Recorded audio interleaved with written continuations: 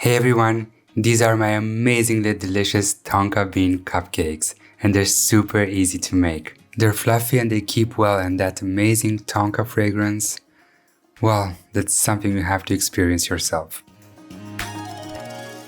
In my double bottom pot I have 160 milliliters of whipping cream, and to that I'm grating half a Tonka bean.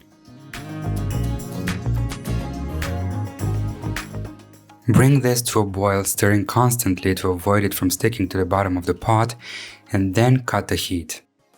Pour the boiling cream through a strainer over 80 grams of white chocolate. Let it sit for a minute and then start stirring. If the chocolate doesn't melt completely, microwave it in 5-second intervals. When you have a fluid ganache that looks like this, cover it with plastic wrap directly on the surface.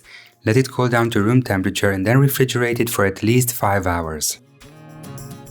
Now grate the remaining half of the Tonka bean over 75 grams of xylitol or any other natural sugar substitute you prefer. Stir it in without starting the mixer. Then add an egg and mix on high speed until the mixture more than doubles in volume. When the mixture reaches this stage, add 15 milliliters of grapeseed oil with the mixer running. This keeps the cupcakes moist and doesn't change their flavor at all. To ensure that my cupcakes rise beautifully, I rely on 75 grams of kefir rather than on milk. Give it a quick little mix and then add 45 grams of smooth almond butter.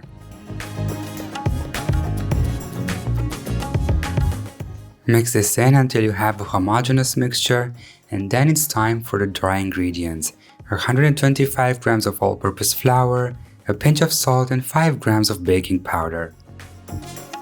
Fold the flour in until you have a smooth batter and then add 50 grams of chocolate chips. Fold the chocolate in and then scoop the batter in a 6-cavity greased muffin tin.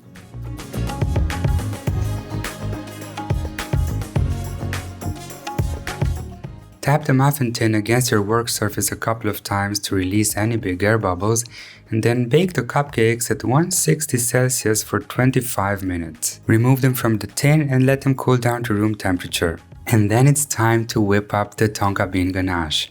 Remove the foil from the surface and mix on high speed for 3 to 4 minutes until you obtain a very firm and compact ganache. It shouldn't come off the whisks unless you tap them against your bowl. Then, to ensure a very smooth consistency to your ganache, massage it with a silicone spatula. Fill a piping bag fitted with a tip you like and decorate your cupcakes. I really hope you give this recipe a try and let me know how it turns out for you. Until next time, dessertophiles!